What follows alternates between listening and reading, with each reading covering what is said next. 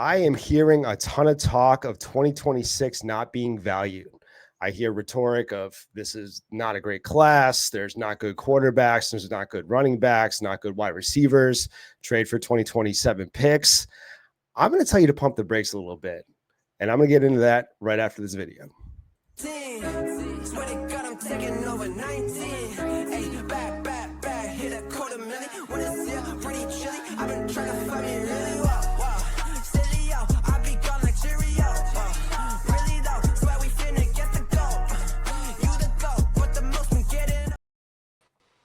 What's up, my D-Gens? How we doing? Welcome to Dynasty D-Gens. We are doing a special today. We are comparing 2025 to 2026. It's fun, man. It's a good exercise. I love to do it. I brought a good friend on to do this with, Spencer Buckley at Buck. I hope I say this right. Wildy Sports. I hope that's there you go. Something good enough. Close good to enough. there. Buck Wild Sports. Yeah. You do content over at FFU. Obviously, I know SC and that crew, and they do our Debbie show, and I love those guys. I love you over there. I think you guys are doing great stuff. You are considered the fantasy doctor over there. I think you're doing a lot of content for injuries and then also talking about lawyering up, and you do you covered Keyshawn Judkins and a couple other issues with Rasheed Rice and stuff. But I love what you're doing over there. How you doing, brother?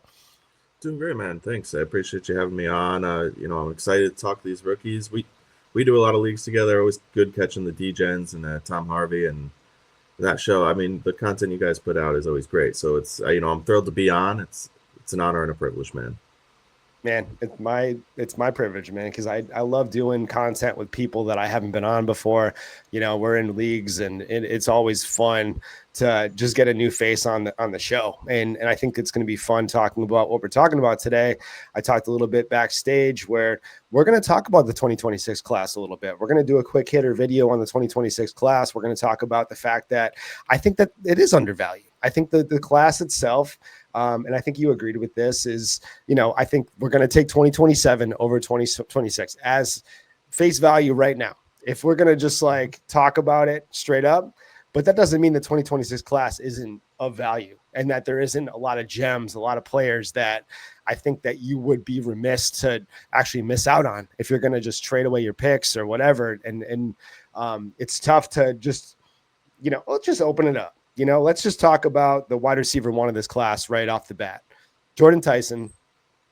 Tell me your take on Jordan Tyson. Where do you value him at his current face value? So we're talking about just his, obviously only the past couple years, but I know he dealt with injuries, and Jordan Tyson to you is the wide receiver one of the class, I assume. And tell me where he would rank up as a wide receiver in this class of 2025 if he was coming out and if he was going, T-Mac, Travis Hunter, in that range of player.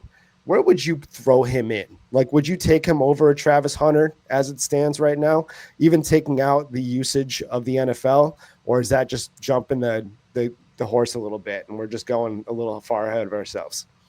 No, I mean, to be honest, Jordan Tyson would be my wide receiver one in 2025. Yep.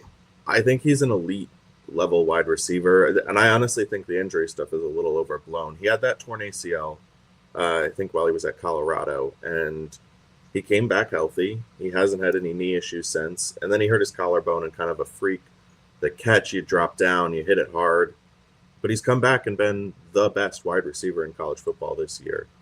He kind of has all the intangibles you want. He's that elite route runner. He's got good enough speed and can do some things after the catch, but strong hands. I mean, it's sort of an all-around profile that, Tet McMillan was great at the contested catch point, can make stuff happen after the catch, but he wasn't that sharp route runner. Jordan Tyson has that.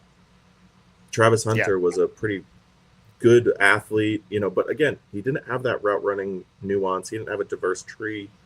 And strong catch. I mean, as good as you can get. But Jordan Tyson, to me, doesn't have those warts. You worry a little bit about physicality and some of the drop issues, but it's so minuscule stuff that I to me, he'd be the wide receiver one. He's so well rounded. What about you? How are you thinking about Jordan Tyson? Yeah, I'm locked in on Jordan Tyson as far as this class goes, if I was going to put him in the 2025 class, I would handily take him over both T-Mac and then also Travis Hunter.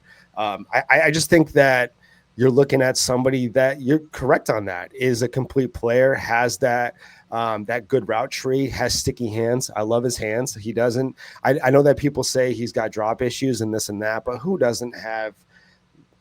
I mean, if you're going to get enough targets, you're going to drop the ball enough. It's just the drop issues are always with players that are getting plus amount of targets. It is what it is. It's just, you're playing the game where, you want a wide receiver that has, no drop issues. They're probably catching the ball 3-4 times. They're not getting 10 targets a game at that point. So it's just going to happen. I get it. It's high usage players in general.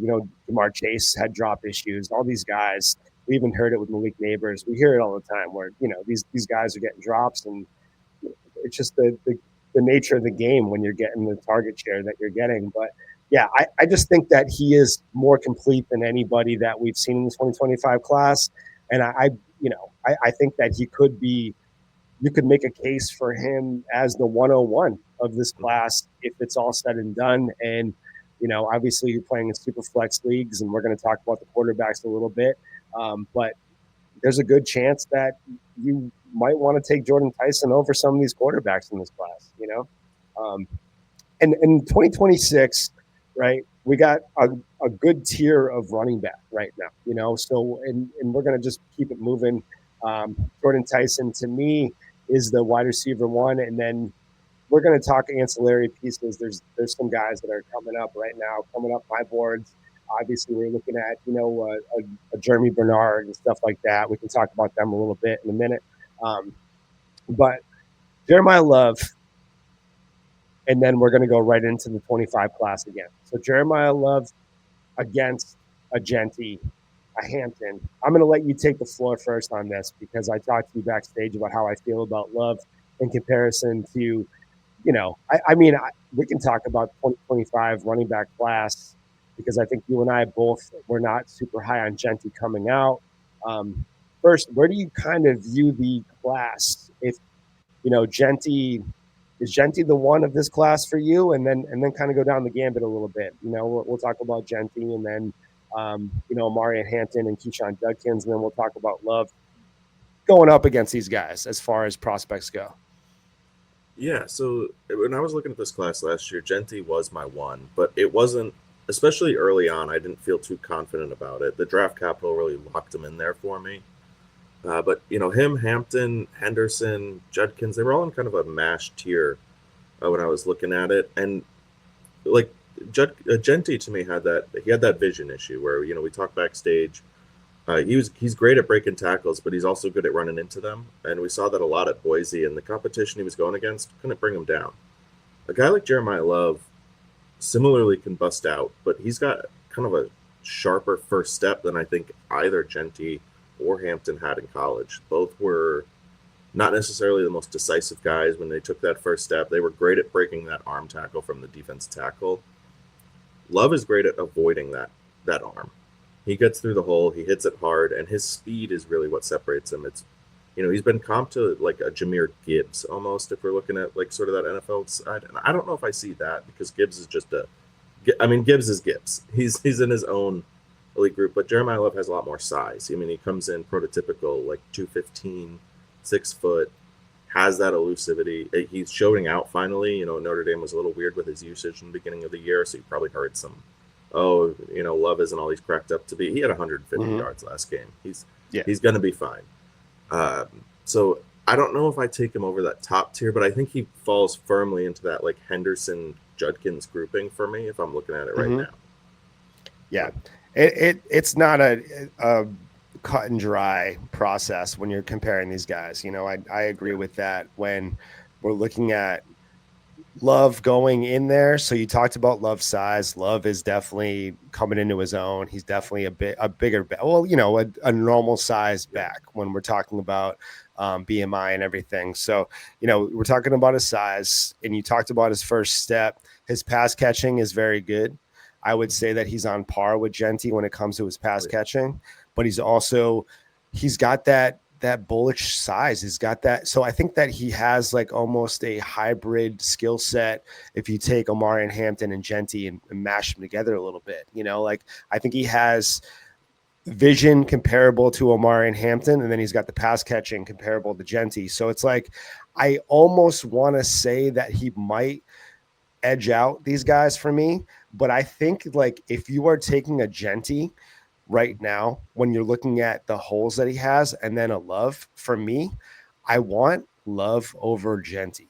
And that's not what I've seen from Jeanty so far in the NFL, but it's more about the fact that I think he can translate to the NFL as a better product day one than I think Jeanty is showing us right now. But how I viewed it even before that, where I'm going to say Jeanty needs some work. I don't know if Jeanty's going to get what he needs on the Raiders, to be honest with you. I don't know if he's still going to be a great fantasy running back, but I don't know if they're going to be able to develop his vision and his awareness and stuff. And because right now he's kind of operating as the one, and he doesn't have anybody to watch and kind of be mentored by, like who's going to help him out with vision. Zamir White. Like at that point, I would have loved to see him actually with like a Najee Harris or somebody, like not saying that Najee's got the best vision, but like, a veteran that has that ability, that has found success in the NFL. I think that Jeanty would have really been more beneficial and better as far as his development goes if he was able to kind of even hang out. Like, I know Mostert's there. I don't know how much action he's getting or what he's doing in the practice field. I think he'd be a good mentor, but I don't know how active he is in practices right now. It might be a hot take, but I think I want – it's so crazy to me because it's like I want Love over Jeanty day one, but I don't think I want him over – I don't think I would take him over Hampton. And that feels like almost gross to say off the top of my tongue right there. Like I would I think I might take Hampton over Jeanty at this given moment, given the fact that I think that Hampton is more of an NFL ready running back. But all right. I don't want to get too deep into that. I could probably do a whole hour pod on just this right here, but I'm going to move it down the list a little bit, and we can talk about the running backs, right? Like I think I have Jeremiah Love, Singleton, and Jonah Coleman all, and then even Justice Haynes going in the second round of this class. You could make a case that all four running backs could get pretty good DC in this class. I mean, for the next running back, where do you have your rankings as far as the 26 class goes? Because I could say Singleton, Coleman, either one, but where do you see this class going?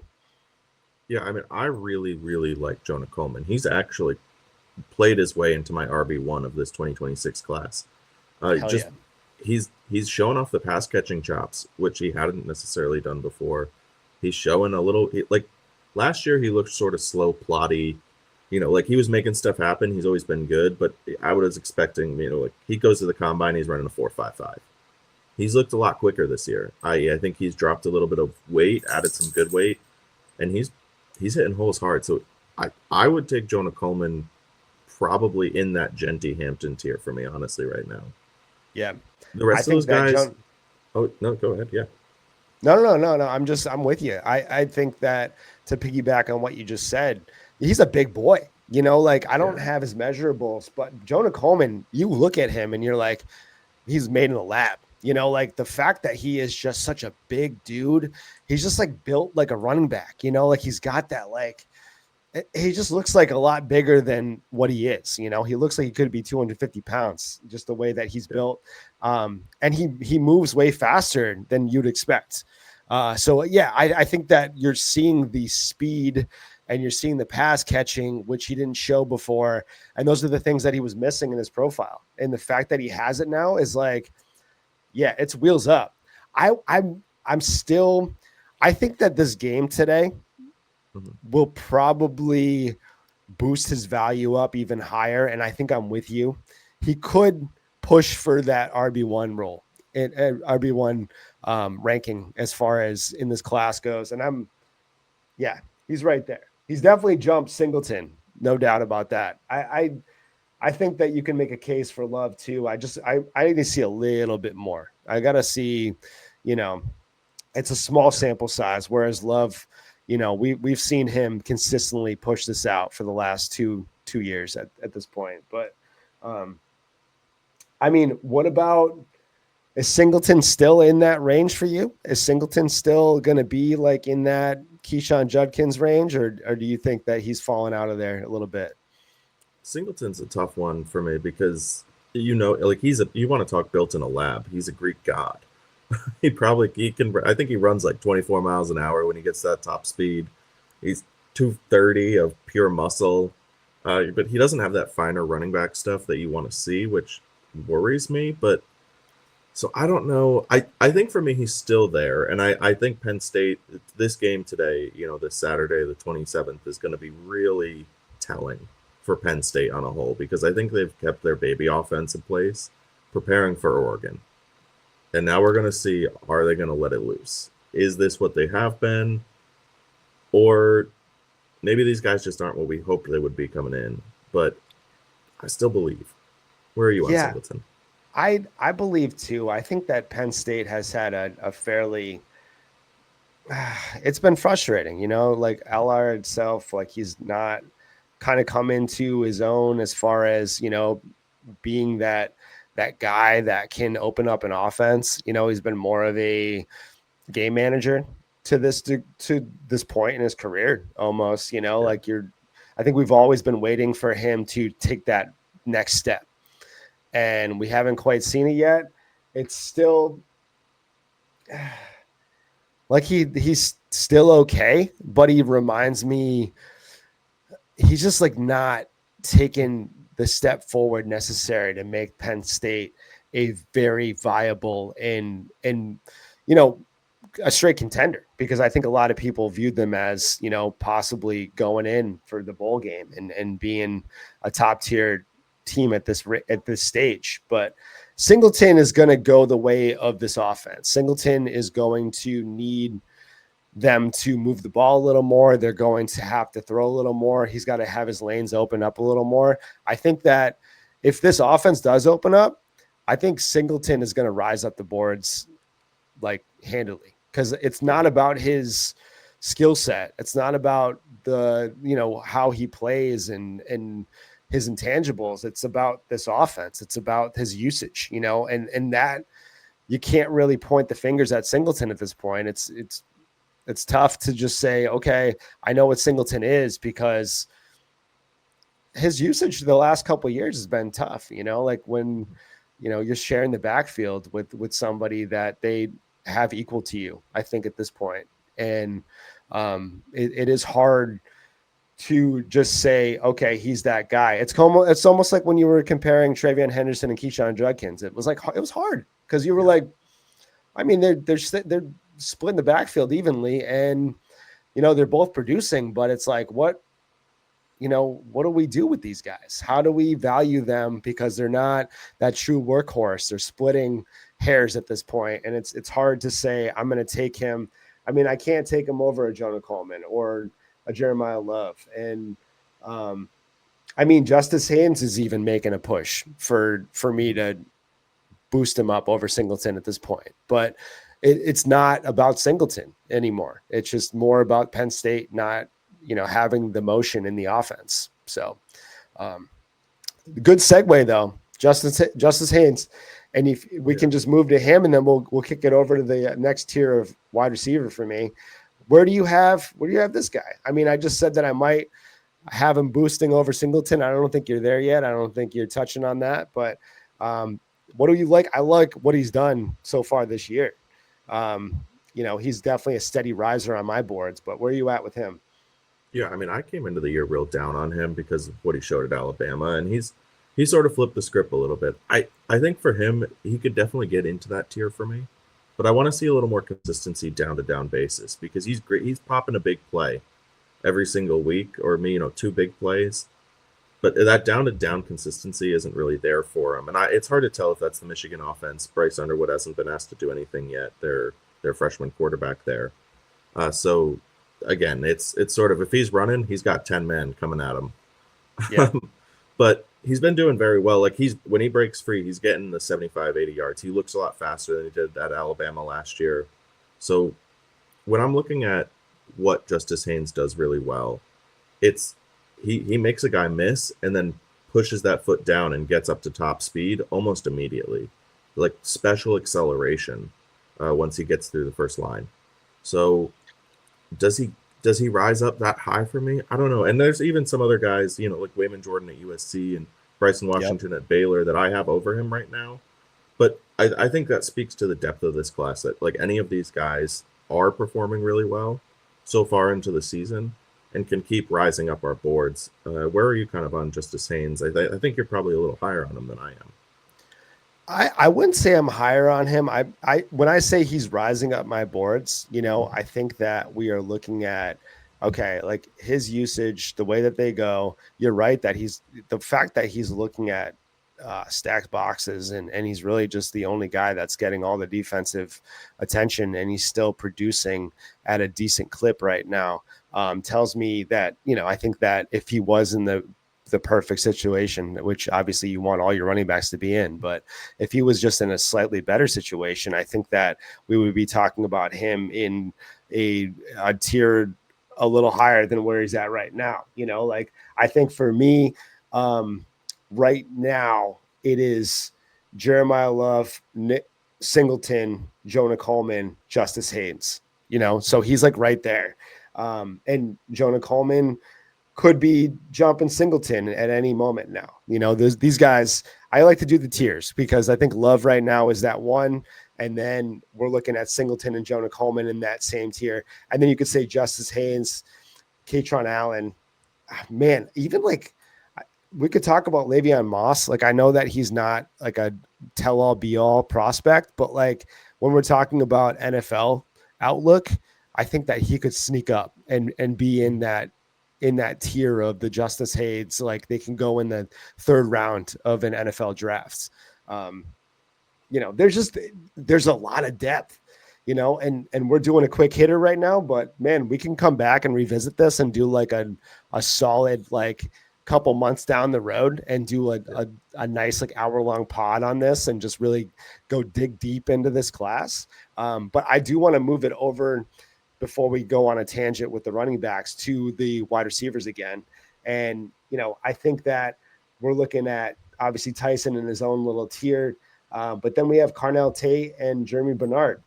And where do you sit with Tate and Bernard right now as far as rankings go? And then where would you see them line up with the 2025 class? I know Tate is, people are in on Tate. Tate has been a little frustrating for me, but I'll let you jump in and tell me a little bit about Tate, and then segue into Bernard and tell me a little bit about how you like what you've seen from Bernard so far. Yeah, so these are two guys. So Tate and Bernard are very similar for me in that they're very good overall, like have solid route running chops, strong hands, kind of do it all, but they are a little lower, especially comparing to that 2025 group in terms of the upside. Like they're much more polished than a Luther Burden, but they're not quite as juicy and athletic as the polished guy Emeka Egbuka was last year. Mm-hmm. So they sort of sit in a tier below that for me. But I don't think, like, if you want a safe guy, if you're like, you know what, I need a wide receiver 3, I need a flex who I know is probably going to get good draft capital, comes from a good program, and is going to make an NFL roster and be impactful on it. Carnell Tate, Jeremy Bernard are like 2 peas in a pod with that. Carnell Tate has been the established name we know.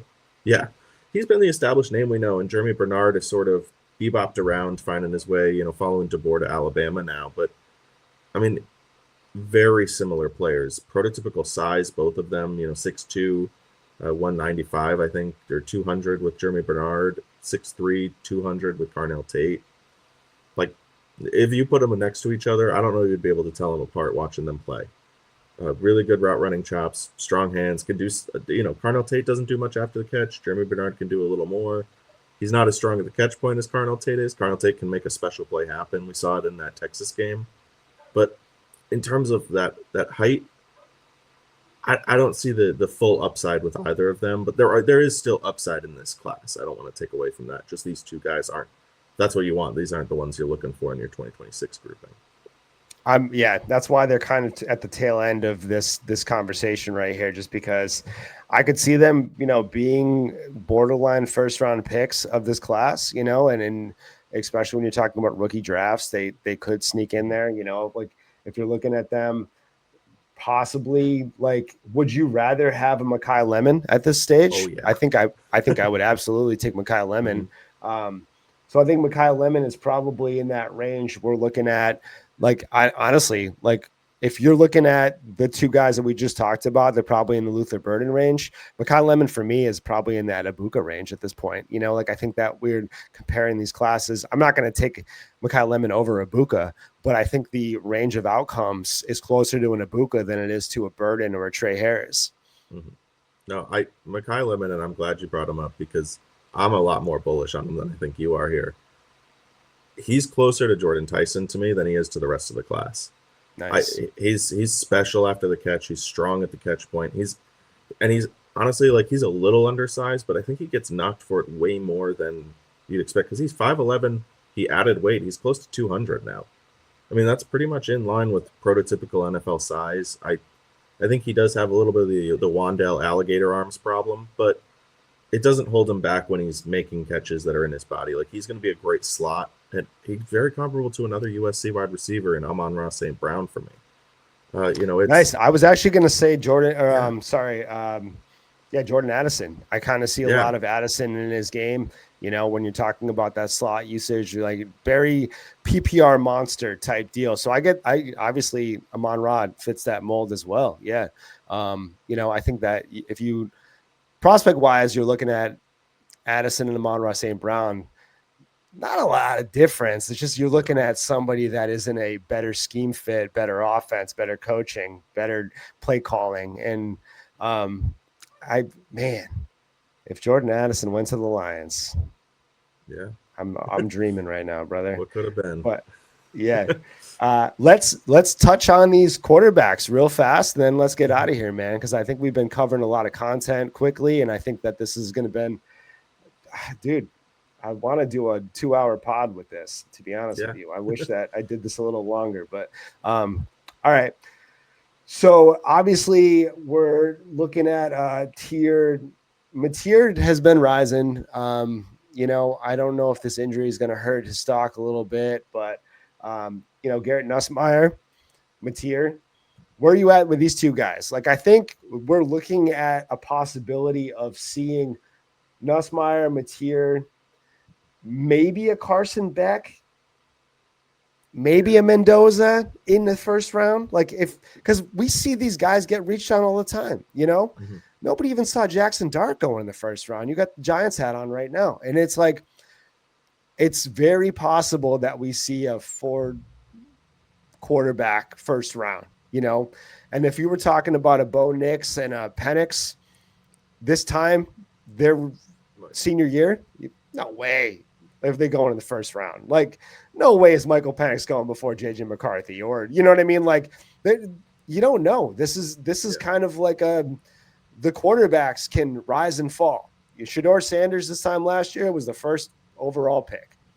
It is vastly different. This is going to be a fun conversation to revisit, but I mean, Nussmeier is probably a lock for the first round, right? And we're talking about this class. Would you take Mateer or Nussmeier if you're going to be a franchise looking for the quarterback of the future? If I'm in the NFL GM seat, I'm taking Nussmeier. He's safe. He's had a lot of reps. If I'm a fantasy manager, though, I'm taking Mateer. And that's sort of where the divide is. These guys are both fairly solid.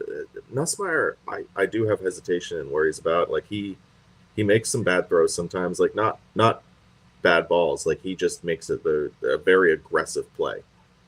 and he's not that mobile. So when you're looking at for your fantasy roster, you hear about Garrett Nussmeier. He's going to sit statue in the pocket, but I think his dad is the OC for the Saints right now, or somehow involved there.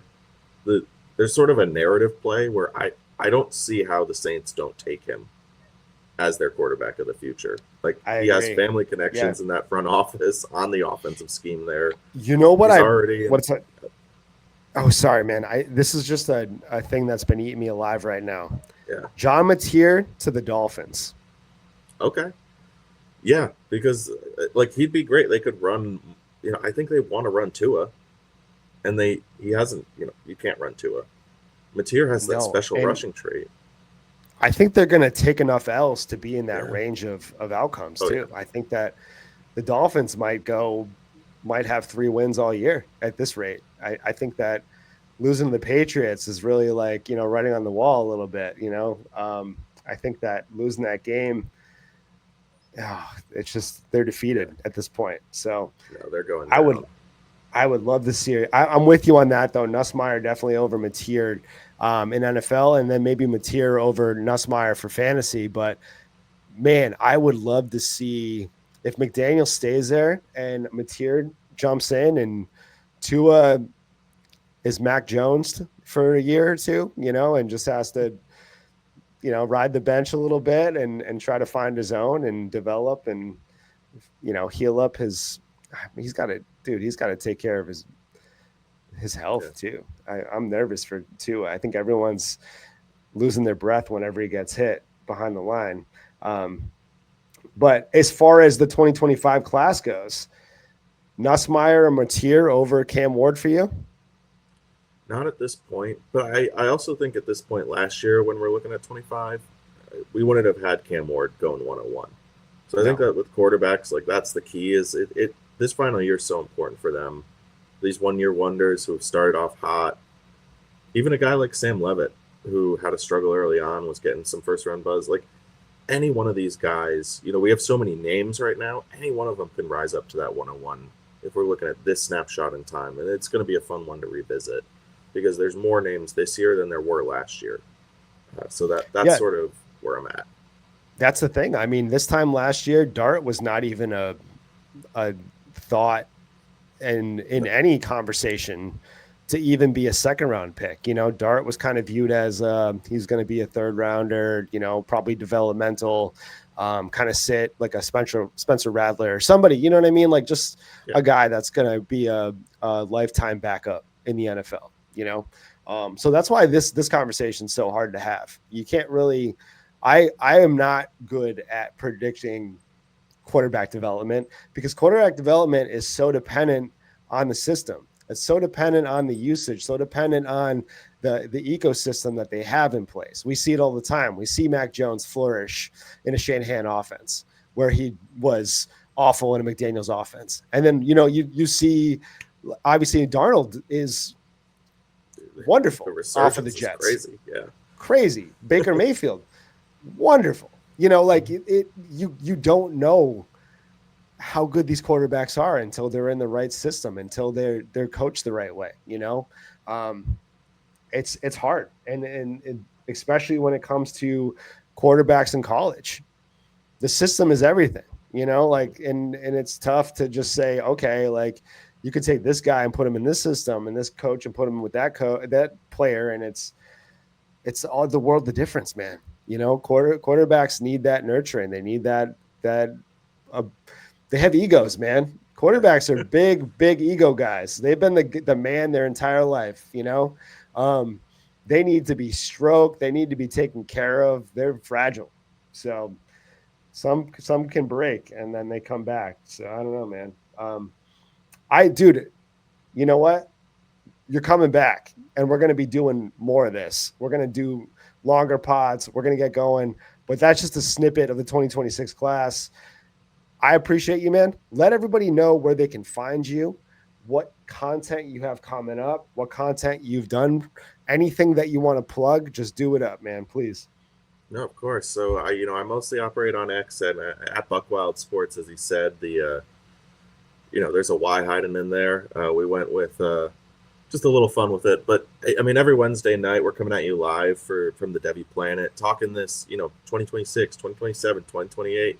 I mean, heck, we might be starting to get into 2029 a little bit. So if you want to know about these prospects, we're looking at them all year round. And then, of course, at the FFU, we come Saturday mornings doing a college breakdown.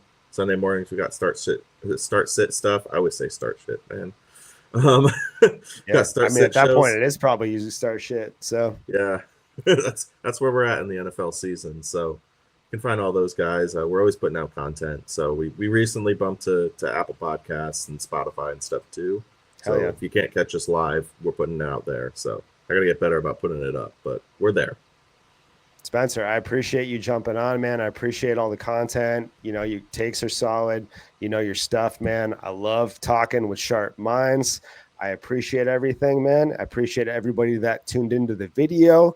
And then more content coming. I'm getting Spencer back on here. We're going to expand on this pod. We're going to talk more about the 2026 class and then beyond. But I don't like to take too much content away from my Devi guys. So shout out to Tommy and SC over there. Oh, yeah. You guys are doing all the hard work.